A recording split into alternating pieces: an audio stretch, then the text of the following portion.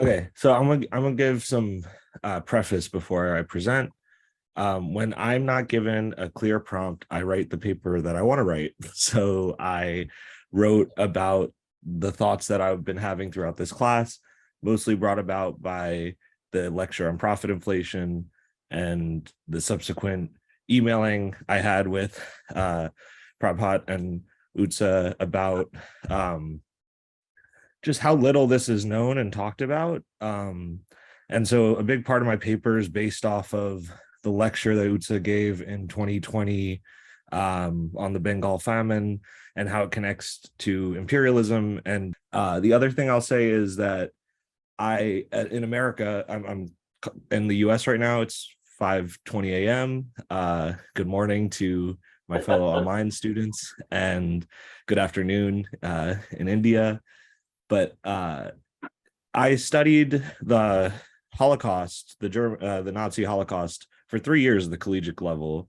World War II is one of the most covered and talked about historical events in the U.S. Other than the American Revolution, right? And there's so many documentaries. It's endless discussion, and I never once learned about the Bengal famine or the ties to India in World War II.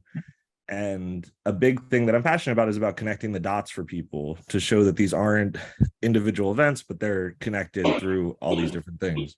The other thing I'll say is that in researching profit inflation and the genocide and famine in Bengal, I wasn't able to find any US scholars that talked about this other than Mike Davis, who recently passed away. So this was also brought about by trying to honor his work and carry it forward as being a U.S. inflation. So saying all that, I will begin. So my presentation is called The Killing Legacy of Keynesian Profit Inflation. Bourgeois economist John Maynard Keynes famously retorted, in the long run, we are all dead. Yet over half a century after his death, Keynes' ideology continues to dictate global economic relations. Keynes' ideas, written in an attempt to preserve a collapsing empire, maintain colonial relations into our present day in the form of neocolonialism, managed in part by the International Monetary Fund, the IMF. Keynes' concept of profit inflation, as with most inherited relics of clear-cut colonial extraction, remains a lesser-known economic policy. Profit inflation utilizes the established mechanisms of surplus appropriation and greases the expropriating wheels for maximum velocity, crushing the masses in the process. Keynes himself implemented an extreme version of profit inflation from an appointed position of absolute power over the people of India, which resulted in a massive man-made Allied forces-backed famine in Bengal. If the public understanding of the pro-colonial nature of Keynesian thought, and specifically the understanding of Keynesian profit inflation, improves, then workers of the world will be better equipped to understand and respond to the current wave of monopoly-backed profit cost inflation. The current global economy is dominated by capitalist relations, and to live under capitalist relations is to live in constant crisis. In order to understand the ongoing and developing economic crisis that is driving the global market towards recession, we must unpack the living legacy of J.M. Keynes and grasp his policy of profit inflation. There is an obfuscation of responsibility and harm due in part to a limited understanding of inflation. There's a key contradiction in how inflation is commonly understood. Inflation is commonly understood in two ways. One, too much money is chasing too few goods, which leads to an increase in money wages and a rise in prices, referred to as the wage price spiral. And in the same breath, inflation is deemed something bad for everyone by newspapers, pundits, and many economists. How can an increase in wages relative to an increase in prices be bad news for workers? The common understanding of inflation is misleading. The understanding refers to wage inflation, but this is only one type of inflation, while what we are experiencing now is a different form entirely, profit inflation. In the current global economy, an ongoing rise in prices is occurring at a rate far larger than that of the inflation rate, specifically within industries that have a stranglehold on their market share, such as oil and energy, shipping, rental cars, meat processing, and grocers. It's not limited to these, but all the different industries that also rely on them. All of these are named directly in a U.S. House Subcommittee on Economic and Consumer Policy report issued on November 4th, 2022. I also found it interesting that in researching profit inflation, I could not find a single video on YouTube that explained it. And I couldn't find, there weren't many articles available, but this House report existed, and the representative who issued it was born in New Delhi and I don't know like if that's a coincidence or not. I don't really believe in coincidences, but I found that interesting that he was the first Indian-born member of Congress, and he happens to be the only person in Congress using the term profit inflation explicitly. What's his name, by the way? Do you know his name? Krishnamurthy, I think. Representative Krishnamurthy. He's in maybe he studied at CST. That's exactly what I was thinking. The increase in prices is due to capitalists using the cover of inflation to artificially raise prices at a rate significantly higher than the current increase in costs.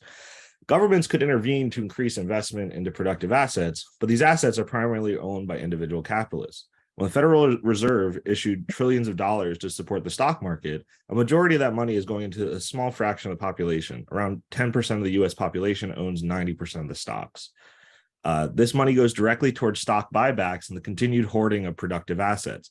This process, named explicitly by its originator Keynes as profit inflation, brings about the forced transference of purchasing power from the masses of workers into the laps of the capitalist class, as written about by Keynes in 1930 and 1940. Keynes initially proposed the idea of profit inflation in general terms as a way to curb the consumption of the masses by weakening the purchasing power of workers through the process of decreasing the value of real wages, a mass tax entirely on the workers' wages utilized to fund the war efforts. Keynes believed workers would be unaware of their weakening buying power, using the term coined by US economist Irving Fisher, the money illusion. Keynes, as a British aristocrat himself, remained sympathetic to the British bourgeoisie, claiming they are too few, so that the burden must be put onto the masses. Keynes conveniently ignored that over half of the productive assets in Britain were in the private hands of the class he deemed too few. Keynes' concept of profit inflation is in direct contradiction with the reputation of Keynes being someone focused on raising incomes and employment. In regards to profit inflation, he's writing explicitly about the opposite outcomes. Keynes, from the appointed position of Chancellor of the Exchequer, oversaw economic policy in Britain and India for Britain and India during World War II. This fact is left out by Keynes' biographers and has only been brought to public knowledge in recent years by Utsa Patnaik's pioneering research. Keynes put his theory of profit inflation to practice while personally overseeing the wartime economy of India. Keynes had proposed implementing the theory of profit inflation in Britain, but faced decisive pushback from trade unions. Similarly, in the US today, where profit inflation is happening at an alarming rate, workers are organizing themselves to push back against rising prices and COVID-related unsafe working conditions. We're seeing one of the fastest rise in this process of organizing labor that we've seen in a long time across the US, across sectors that had historically not been pushing towards organized labor. So in India then, like today, a majority of workers are unorganized and work in small-scale production. This policy, unbeknownst to the masses, was forced upon the people of India to pay for a war that they had no say in their participation of when Allied forces landed in Bengal in 1941 following the Japanese bombing of the US military base in Pearl Harbor. That's to help connect the dots for the US audience. Keynes' impact in India constitutes crimes against humanity. He personally oversaw the economic policies across several decades prior to this authoritarian position. Again, a fact left out of all available biographies. But specifically, the policies he theorized and applied to Bengal during World War II led to the starvation and slaughter of over 3 million people in less than a 2-year period from 1943 to 44, all in the name of financing the Allies' war efforts. Any so-called Keynesian success within the British economy comes at the cost of the colonies. India being the biggest, most populated, and most profitable, the burden of the war financing fell entirely on the colonized masses. The process of killing people through starvation to finance the killing of more people, the financing of war, is a classic Keynesian contradiction where he claims to be the bringer of civilization while cannibalizing the workers that build it. Foundational element of capitalism. Keynesian analysis tends to look at capitalism as a closed system, which obfuscates so-called primitive accumulation and the continuing process of ongoing colonial extraction. If we understand the core of Nazi ideology to be the ideology of colonialism and colonial extraction, as proven by Aimé César's groundbreaking polemic text, Discourse on Colonialism, then we can understand that Keynesian economics, as witnessed in Bengal, as similar to Third Reich economics. Much like the Nazi economy, Britain's economic model required forced and unpaid labor, slavery in another word, in order to sustain global hegemony, especially in the periphery. through means of waging imperial wars and suppressing socialist and worker rebellions.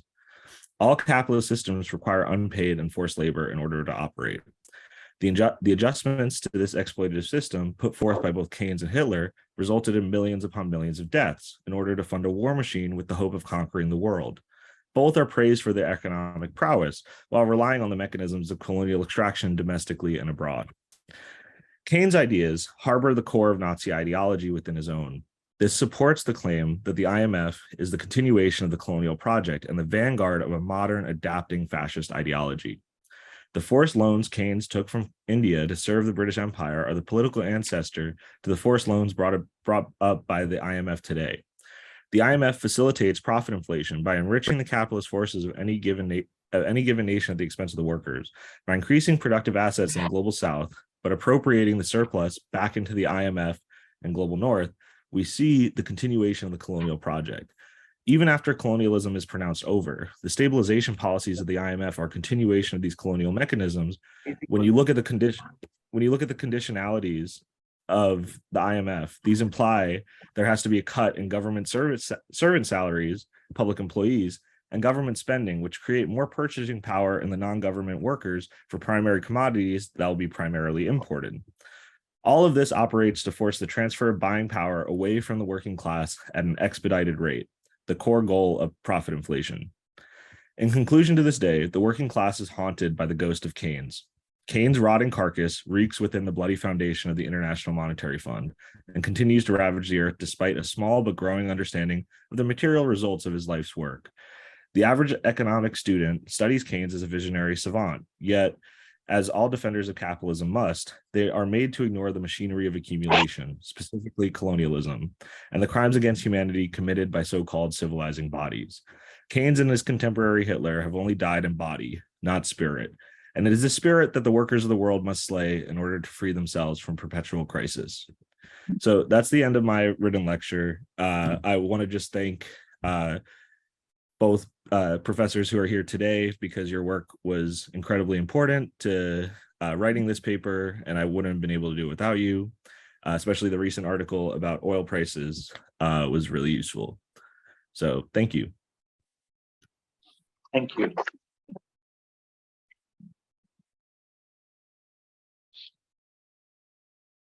So,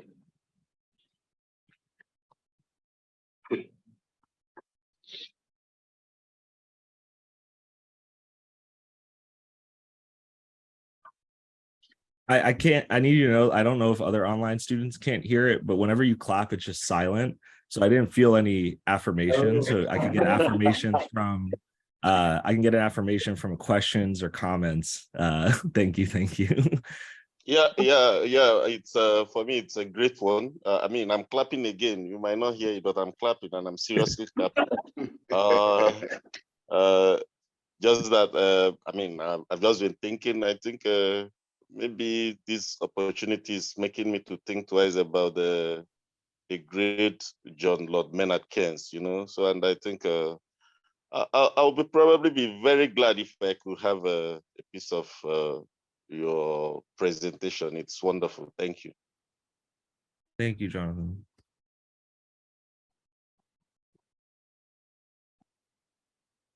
Professors, this was based off of your work.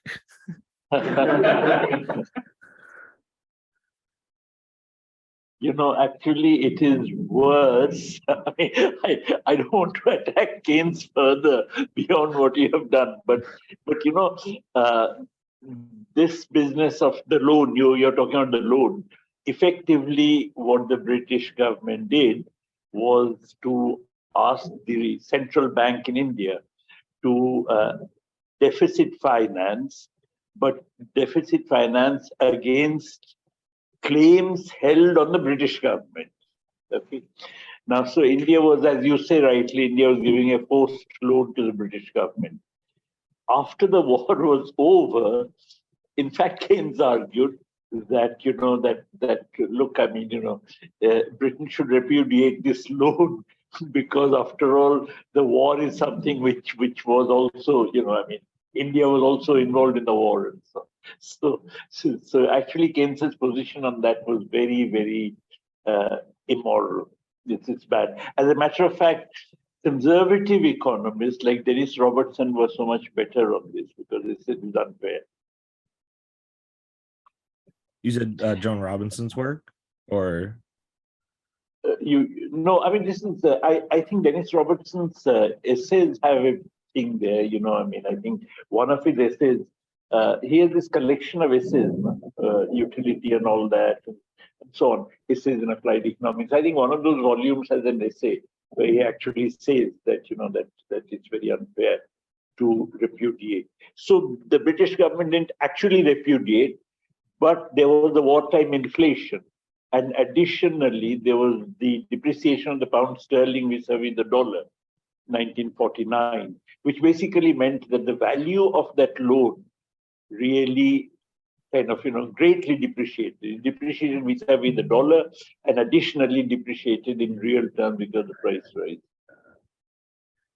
yeah, and I also something that I wasn't able to include. I had stuff about the price indexes, the difference between the British price index rises and the Indian price index rises. And something I also wanted to highlight was how this was a loan, not just to the British government, but to the Allied forces, and the fact that the negotiations happened just with Britain, even though the US was able to, could have paid off the loan and was the main benefactors of the investment of the war. Yeah, that was stuff that I was writing about. And then also the extent of what the IMF loans do, and how to use the relationship countries have with the IMF to forecast recessions, was something that I was looking more into, but that required a lot more research.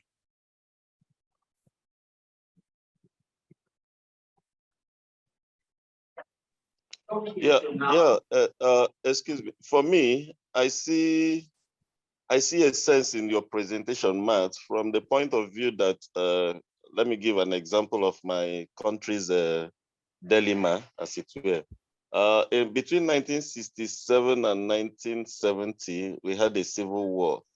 And at the aftermath of the civil war, a part of the South that were conquered in the war, we are asked by the federal government to now submit all that they had in the course of trying to bring about lasting unity.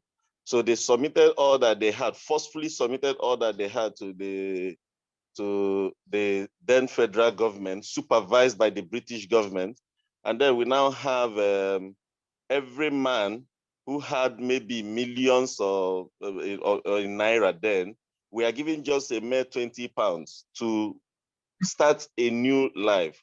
So in the course of your presentation, I've been asking myself, what sort of policy is that? I mean, maybe Prof could throw more light on that. A policy that after the war, you now confiscate all that everyone has and then bring it to the table and then now determine the amount to be given to each individual to start up a new life. So in the course of Matt's presentation, I've just been asking because I think it's a deliberate attempt to increase the power of the bourgeoisie or the capitalists, as it were, and then deliberately make a set of people to be more poor. I don't know if I'm making sense, but I think I've just been thinking. Sorry. Oh, please don't apologize. That was interesting. You to us. It's now that you've provoked so I mean, yes, about profit inflation, yes, but to compare, at least in part, Keynes's ideas with Nazi ideology, that seems, isn't it taking it a bit too extreme? I mean, let's say International Monetary Fund itself. Now, IMF is not exactly what Keynes had imagined. In fact, if anything, it's the opposite of Keynes's own imagination. It was more to do, at least the way he had thought it to be, as an international credit union for, so I'm not denying the other parts of it, but this is perhaps, I don't know. I mean, seems for provoking, yes, but Nazi, perhaps not. I guess I don't know if this occurs in India, but in the US, whenever the conversation of Nazi Germany comes up, there's this immediate oh, they're the evilest evil, they're non-human, they sort of separate their political movement from world political movements. And then there's a praise of the economic policies, right? Like and it happens like all the time. I've heard it all the time, where economic thinkers and students are defending the policies of Nazi Germany as well. It saved the country. And you can't detach what was happening from colonialism, both internal and external. And so that's the first point. And then I hear similar things about Keynes, where he gets all this praise as this person who has good economic policies, but the British Empire was a messed up place, right? Like, and that's like they'll refer to that because in the US, even though a lot of similarities to the British Empire, there is this like anti-British sentiment among US people because of how the American Revolution is taught, right? And it's a way of separating the projects. And so, yeah, and I'm not the first to make this comparison. That's also what made me more comfortable, is I found a paper from 1994 that was deliberating on this, especially because there's this one instance where like Keynes praised Hitler and called for like the British government to be more pronounced like the Nazi government. This isn't subtle to me. And then in the same time period, Koletsky wrote a well thought out letter, and Keynes violently destroys that and like comes after that. So he's uncritical of the Nazis and very critical of Koletsky. And so I think again, like when we're just thinking about things theoretically and understanding the position of power, like it's easy to see Keynes as just this Cambridge academic that has a lot of influence, but then when you actually apply it to understanding his positions in the British government as this policymaker and driver of policy, it's hard not to connect the dots for me on how this is more similar than not. I'm not saying it's the same, but there's a lot of similarities. And yeah, so it is definitely I'm provoking something in trying to say this, but I think it's important not only to understand how colonialism is central in both economic models, but also to use this figure of Keynes, who is this like, for like, is seen as like by some economists as like an Ubermensch. Like it isn't I don't think a reach to assert that, and to bring him back to earth and bring also this figure of Hitler down to talk about him in more human terms and think about political movements. I also think when analyzing the material relations of the IMF in the world, when we understand neoliberalism as a bringer of the crises that can butt out a fascist political movement, and see the IMF's relationship in that, it's hard to not see it as a continuation of the project. I see like there's a lot written about how NATO is the continuation of the dream of the Third Reich, right? Like it's not I know these are controversial opinions, but they are backed by a lot of analysis, and so I don't know if you're I agree that it's I'm provoking, but do you think I've gone too far? I also used your work. I know, but neoliberalism is antithetical to Keynesian. In fact, the entire idea of neoliberalism came as a response to Keynesianism. Look at Friedman. So how would you equate? Yes, there are contradictions, internal contradictions in Keynes's. I mean, I'm not defending his politics, of course. But to say that neoliberalism is the same as Keynesianism and today's, let's say, NATO, I mean, maybe confusing too many things. Yes, critical of Keynes, but don't kind of throw the baby with the bathwater is all I would say. I mean, there is left Keynesianism also, which comes out of the same theory. So, so to put it as if the current world order is what is Keynes's, legacy, is perhaps unfair. I mean, that's not what, in fact, Keynes would be turning in his grave if you say neoliberalism follows from Keynesianism, or Keynes's own idea is neoliberal. Okay. I just found some stuff that referred to the IMF as his legacy in a positive sense. So I took that and used it derogatorily. But if that's incorrect, that's incorrect. So no, I appreciate that. Thank you. I think that from what Matt had said, history has a big role to play here. And that's because the bigger than life image given to Keynes' work is as a result of what other people have done and what other people have analyzed and thought of. So there's the person himself and there's his ideas. And his ideas being blown is as a result of people's action and as a result of history. And a lot of things have passed that we are not able to assess. Secondly, his character, his person, his actions are also being influenced by other people at his time. That's my own understanding. So to some extent, whatever decision he made or whatever actions he made cannot be seen as cannot be isolated from his time and cannot be isolated from the kind of environment that he had. The same, and that also affects his ideas, because now when you look at his ideas, it's he came up with ideas, he came up with things, but the way they are being portrayed now is not as a result of his actions. So that also, I think, should be taken into consideration when you are kind of criticizing his work. Thank you. Especially in a sense where most countries like my country, Nigeria, the government is always after borrowing. I mean, some are those of his ideas. And then the corrupt politicians, as it were, will have to always quote Keynesian government intervention in an economy when there is a recession or a period of scarcity. But then the part of maximizing the period of boom and using it, I mean, watching the last World Cup, the one that just ended on Sunday, I was wondering, is this country is exporting oil? Nigeria is exporting oil. But I mean, come on, here we are, terribly faced with the infrastructural deficit. You cannot even connect to idea properly without trying to hook up from one network to the other, from MTN, Globalcom, Econet, and all that. And yet the network is still having problems. But look at another country that just concluded the hosting of the best World Cup ever. We are all exporting oil. So I think some of his ideas have been taken out of context, and that is a very big problem.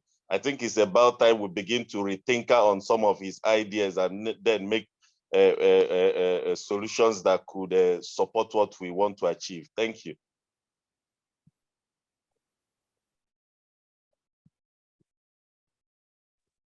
You know, one of the problems is that when it comes to colonial empire, there is really very little to choose between the different metropolitan powers. Because you find, for instance, I mean, the kind of thing that Leopold did in Belgium, I mean, in the Congo, the kind of thing that the Germans, even the pre-Hitler Germans, did in Namibia, and the kind of thing the British did in India, or the French did in West Africa. Just, you know, there's very, very little to choose between the different metropolitan powers in their actions in the colonies. I'm just curious because you brought it up, is like, can you give me examples of left Keynesian thinkers? Would y'all refer to yourselves as that, or is it, I don't know? I'm not a left Keynesian thinker. I'm not anti-Keynesian either. No, I'm not, and I'm not saying that he can't make Back in today's context, see, there is something about, let's say, thinking in terms of a socialist world or a socialist order. From here to there, how do you go? There you need allies. I mean, yes, a better world, but from here to there, the imagination where you make Keynes as the enemy to go to socialism is going to be a far more difficult task than think in terms of, let's say, welfare state. I mean, that's not socialist, yes. At the same time, it is a challenge to neoliberalism. So there you use Keynes to your advantage. that does not mean that you are essentially a Keynesian. So, there needs to be, painting him entirely in black is perhaps, painting him in a particular color is a very specific one, whereas there are quite a lot of progressive things that come out of that idea. When you say Kaliski, there is a commonality in a lot of economics that they did, right? And that commonality shows that coming from two very different perspectives, Kaliski coming from a Marxian framework could arrive at, in terms of understanding capitalist system, in very similar ways, and yet have. Kaliski was, of course, far more political and has his politics in the right place. At the same time, in terms of policy today, would you say that to challenge neoliberalism, the only idea that one would have is to, a socialist world order? Of course, but how? How do you go from here to there? That incremental struggle is equally important to the long step, let's say the long, jump that you want to make. Otherwise, that long jump is not possible, in my opinion. It's an imagination, yes, but how do you go from here? Yeah, and that's a whole other presentation. But that's Indeed, all those hands that one needs to choose perhaps the enemies according to the times that we live in. Yeah, and I'm not throwing away Keynes entirely. Also, I think I made my point a little maybe too aggressively towards the end, but it's about the core of it being the colonial elements that we need to throw out is what I was saying. Understand and deconstruct. And so and on regards to what must be done, that's I'd refer more to Marx, Lenin, Mao, and all these other thinkers, Ho Chi Minh. There's really good ideas there.